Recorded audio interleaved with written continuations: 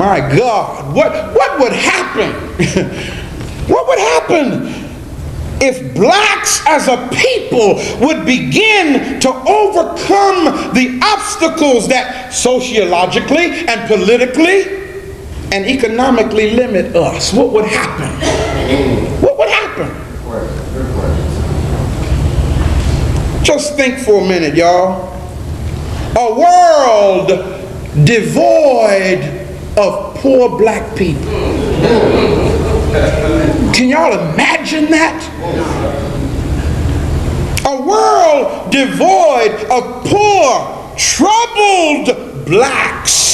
What's up, YouTube family? Welcome back to my space. This is Evans Rayola. Guys, on today's video, we want to talk about black empowerment, and in this specific video, Dr. Ray Hagins titles it, "Who Loses It If Black Wins?" If black people win, who loses it? What comes into your mind? So Dr. Ray Hagins often speaks about African history, spirituality, and psychological impact of historical misinformation. His phrase, "Who loses it if black wins?" is a thought-provoking way of challenging systemic structures that have historically marginalized black people. The question suggests that if black people collectively succeed, whether economically, socially, or intellectually, there are individuals or systems that might feel threatened by that success. It implies that power structures benefiting from inequality may resist black progress because it challenges their dominance. And in this case, what comes to my mind is just white supremacists who are trying to suppress black people economically, socially, intellectually, and in all ways they can, because they believe in ideologies of supremacy, So guys, I want you to watch this video of Dr. Ray Hagins speaking about this topic. Once the video is done, we'll get back and do a critical analysis about the same. Let's watch this, guys. The subject for today is this. It's a challenge that I want to present to you. And here's the question. Who loses if blacks win? Who loses if blacks win?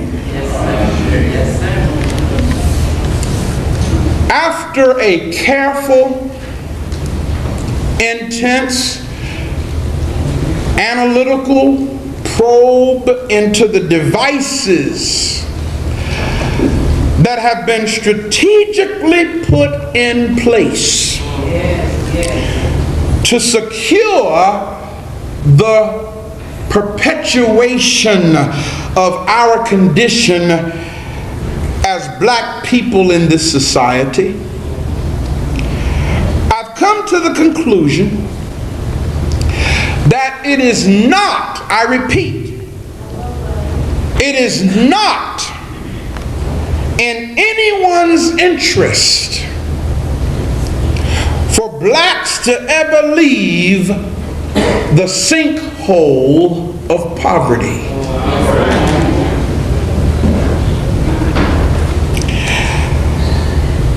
It is not in anyone's interest for blacks to ever form a powerful, healthy business class. It's not in anyone's interest. And it certainly is not in the interest of those who are part of the immense social service industry, such as the endless stream of social workers out there. If blacks ever get themselves together as a corporate body, a lot of people will be out of work. Counselors, a growing number of experts will be out of a job. As painful as it is to admit, brothers and sisters, and it's painful to say what I'm about to say, it's not even in the interest of civil rights organizations. Come on. We have the NAACP, National Association for the Advancement of Colored People. For those who don't know the historicity of that organization, let me drop it on you right quick. It's not a black organization. It never was and never will be. It was founded by Jews, a man named Jacob Schiff, Schiff, who also is the founder of the Anti-Defamation League, same person.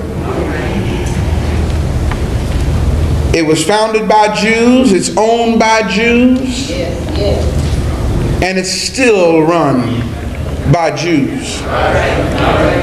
But so that we will think it's an organization for us, they put black folk out front to operate it. It's black operated, but it's not black owned. Then we have the Urban League. And I could say similar things about that organization as well. And I don't want to bust anybody's bubble here today, because I know some people have taken out life memberships in these organizations, and I don't want to, rain on your glory, but I got to tell you the truth. These so-called civil rights organizations, the new Black Panther Party, National Action Network, that's the chairman or president of that is Alfred Sharpton. Y'all know him as Al Sharpton. See, I remember when he was Minister Alfred Sharpton at Washington Temple Church of God in Christ in Brooklyn, New York. We have, even right here locally, we have our own UAPO. We have the American Association for Affirmative Action, Southern Christian Leadership Conference, the SNCC, Student Nonviolent Coordinating Committee, CORE, Congress on Racial Equality, NBUF, National Black United Front, and I could go on and on and on and on with all of these civil rights organizations whose administrators, hear what I'm saying now, whose administrators justify their financial stratagems and fundraisers to meet their operating costs and overhead, which they may or may not have. The end of a black underclass. Good Lord have mercy. The end of a black underclass would not be in the best interest of academics. Believe it or not. You see, y'all, it's the black underclass who provides the content for the theses, for the monographs. It's the black underclass that provides the contents for the doctoral dissertations. It's the black underclass that provides the content for articles in various journals and magazines and books and courses on sociological perspectives in urban America. It's the black underclass that feeds all that and gives them something to do. And we must be sure to understand that a strong black business class is certainly not in the interest of politicians, whether they are black or white. You see, here's how it goes. The black politician. Follow what I'm saying. I hope this is what I'm saying making sense so far. The black politician especially is dismayed by the prospect of a strongly developed class of black entrepreneurs who can speak for and represent themselves. See, because if you have some black people who are powerful enough to speak for themselves and represent themselves adequately and efficiently, then there's nothing for the black politician to do. So it really would not be in the best interest even of black politicians for there to not be a black underclass. My God, what would happen? What would happen if blacks as a people would begin to overcome the obstacles that sociologically and politically and economically limit us? What would happen? What would happen? Just think for a minute, y'all. A world devoid of poor black people. Can y'all imagine that? A world devoid of poor, troubled blacks is not in the best interest of mainstream media. No, it's not. You see, it's the troubles and tragedies of black people. I hear it on the news all the time. Everything that goes, all this stuff that happens in North St. Louis. Homicides almost every day.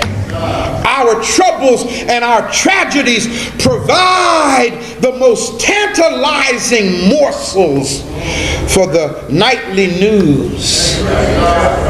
Yes, yes. Our troubles and our tragedies provide the tantalizing morsels in this paper that y'all got out here called The World. This paper is a cheap looking little paper, but it makes big money off of nothing but black people's troubles and tragedies. Then you have sick entertainment shows on television where black folk don't have no better sense than to get on national television and air their dirty laundry with each other. Oh man, it would not be in the best interest of mainstream media for us to get it together. And most tragically, the loss of a black underclass is not in the interest of the increasing numbers of black entertainers whose music and routines and characterizations and talk shows are centered on the existence of black pathologies. There was a phrase that I think the Marine Corps still uses it. They had it when I was in the Corps, and that phrase is, the Marines are looking for a few good men. Being that today is Father's Day, I'd like to restate that phrase just a little differently and make it applicable to us as people and say, black children are looking for a few good black men. Yeah. Now follow this. All it would take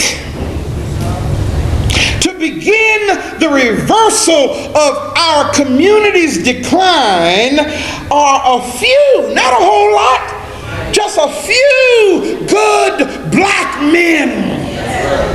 That's all it would take. If we could get just a few good black men throughout the black communities of America. All right. That would begin the reversal of the decline of our communities. Yes, sir. Men, black men, who first of all are determined to stand up to bootleg, illegitimate, unauthorized preachers. Brother talked about it this morning. That's why I said you're messing with my message, man. You know? I don't know how many of you heard Sharon on the radio this morning. Brother came up with a serious indictment. To begin the reversal of our predicament in our black communities, all it would take would be a few good black men to firstly stand up to the many bootleg, illegitimate, seriously illegitimate,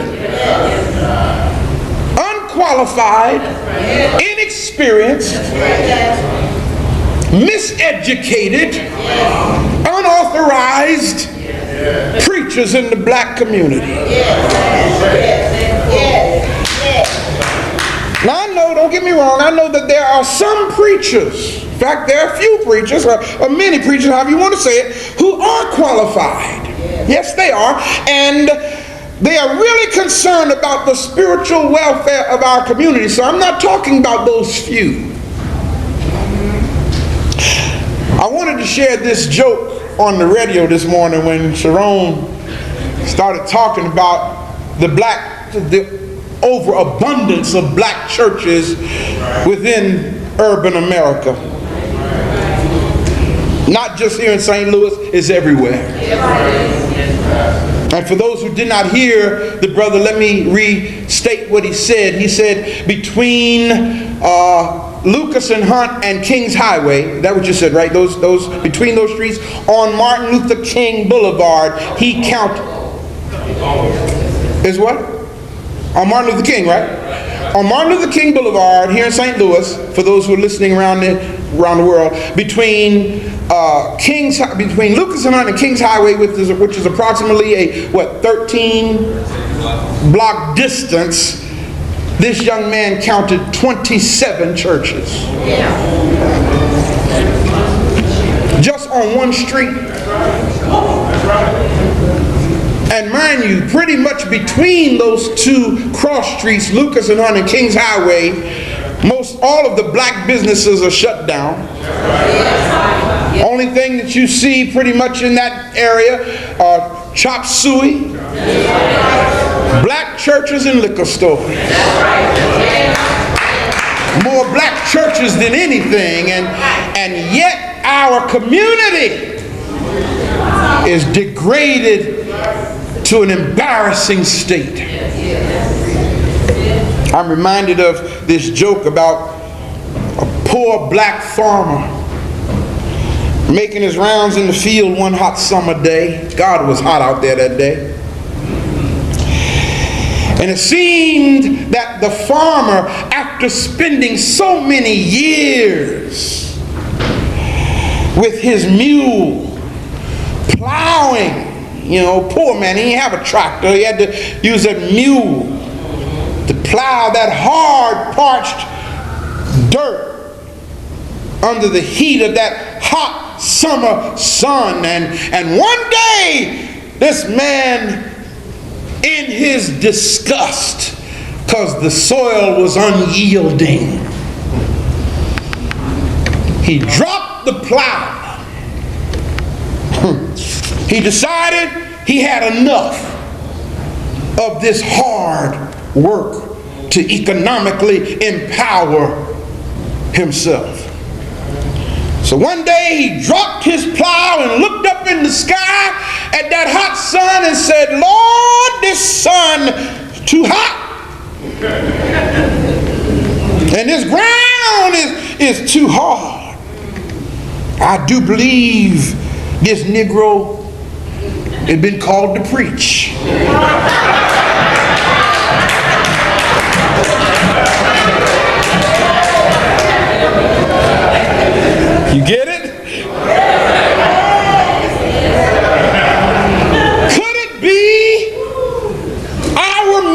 misfortune, brothers and sisters, that so many black men are still dropping the plow for economic development and empowerment and hearing the call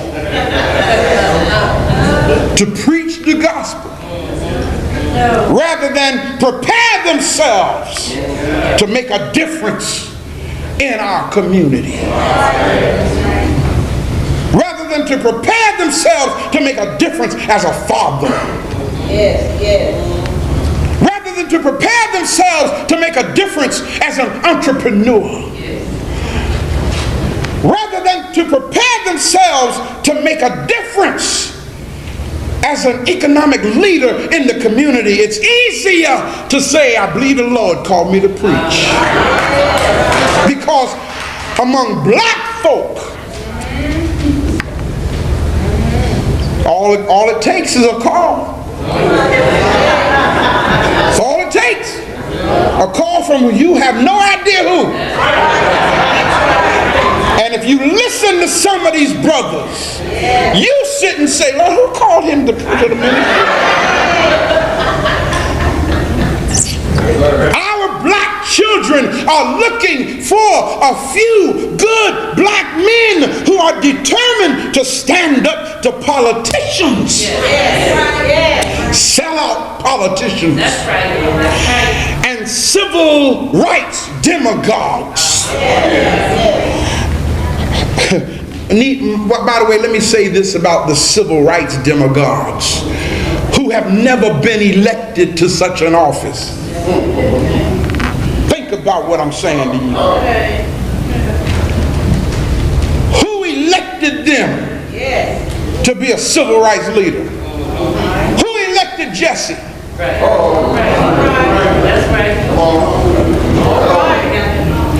Who elected Alfred? All right. You know who I'm, Al. Let me say Al. Y'all got it quicker, right? Who elected these brothers? Those who want to jump out front every time an event happens. Who elected them to the position of a civil rights leader? Nobody. Think about it. The position of a civil rights advocate. Those who, mostly I refer to them as photo opportunists, are self-appointed. They took it upon themselves to be a civil rights leader. I didn't ask them to be my leader. But they saw an opportunity out of a tragedy to make a name for themselves or to get into the limelight. And I have not heard yet one civil rights leader, so-called civil rights leader, come with a developed academic or economic plan for financial empowerment in the black community. Family, that was a very, very powerful speech. Thought-provoking speech by Dr. Ray Hagins. And guys, I just want to ask you guys a question. Who do you think feel threatened, when black people just thrive economically, socially, or intellectually? Who do you think feel threatened, by such incidences? So let us proceed here. Dr. Ray Hagins speaks on who loses it if black wins. It is not in anyone's interest for blacks to ever leave the sinkhole of poverty. The white supremacist doesn't want the black folk to leave the sinkhole of poverty. They want the black generation, to be suffering.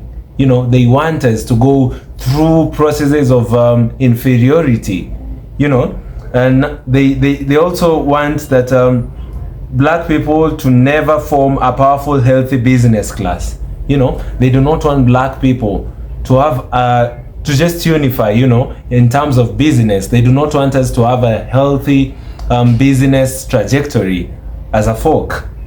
They always want us to be down so that we may be able to depend on them. These are the teachings of Dr. Ray Hagins on who loses it, if black people win. the white supremacist has always wanted us to go down and down. If blacks never get themselves together as corporate body, lot of people will be out of work. It's not even in the interest of civil rights organization. Many a times people think that if the white supremacists want to push this down, that the civil rights organizations will make it easier for black people. Dr. Ray Hagins says that it's not even in the interests, of civil rights organizations. Many a times we think that the civil rights organizations would defend us as the black folk. But according to Dr. Ray Hagins, he say they wouldn't. We will think it's an organization for us. They put black folk out front to operate it as blacks operated, but it's not black owned. The so-called civil rights organization, the New Black Panther Party, the National Action Network, the National Black United Front, etc., have administrators who justify their financial strategies and fundraisers to meet their operating costs and overhead, which they may and may not have. So if we would think that these organizations would help us, lift just up or just improve our lives, we're lying. If we think that these civil rights organizations will fight for our rights as black people, they won't. We are just having problems after problems. The end of black underclass will not be in the best interest of academics. A strong black business class is not in the interests of politicians. They do not want us to be strong. They want to divide us. They do not want us to be unified. Because if black people can unify, then we can be able to solve this issue of supremacy. We can be able to solve discrimination. We can be able to sort racism. The biggest thing that black folk could do all over the world is form a bloc. A bloc that would unite black folks, give black folks opportunity, form a network. Look at the teachings of Dr. George Fraser, who's been advocating, for black people to come together and network and give each other opportunities. Look at the works of Claude Anderson. Claude Anderson also urges for us to come together as a people. That will be the easiest way that we will thrive as a race.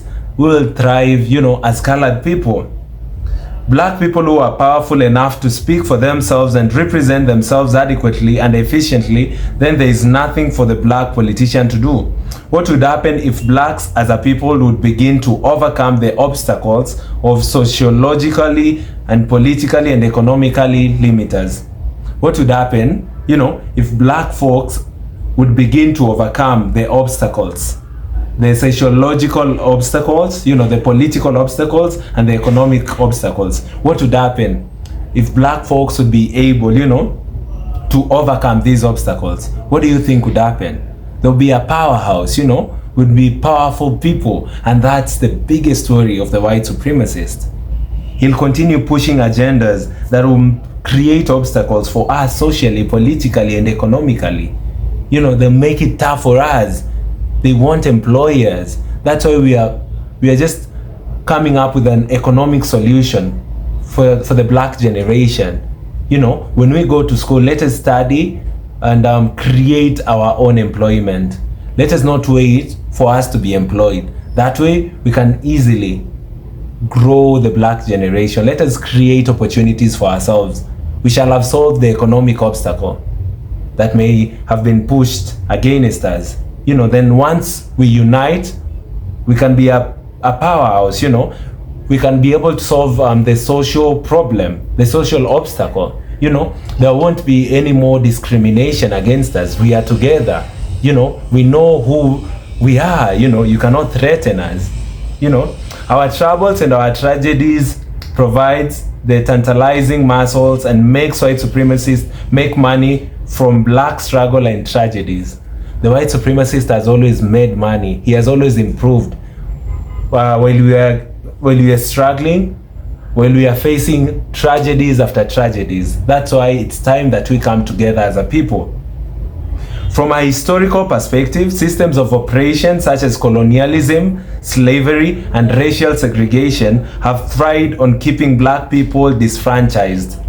If those barriers are removed and black communities thrive, then the institutions built on exploitation might lose their grip on power, resources, and influence. Most of these institutions are built on exploitation. You know, they're depending to exploit black folk for them to thrive. So once we come up with a solution to this, then things would be easier for us. You know, black people would be one force.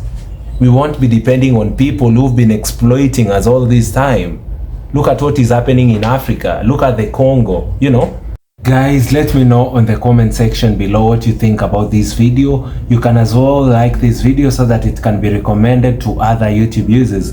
Guys, subscribe. See you all in my next episode. Goodbye for now.